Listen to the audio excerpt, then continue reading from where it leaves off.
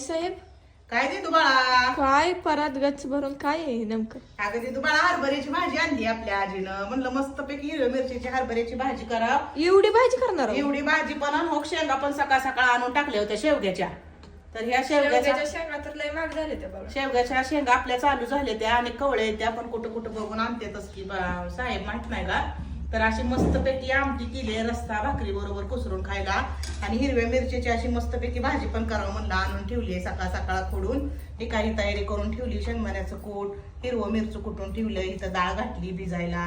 आता ही दोन्ही पण भाज्या करून घेतल्या की भाकरी करते, म्हणजे साहेबांना जेवायला कशाची येतंय. भाकरी मग कशी करा? मग कशी भाकरी करते की मस्तपैकी हरभऱ्याच्या भाजीवर लागते. हा.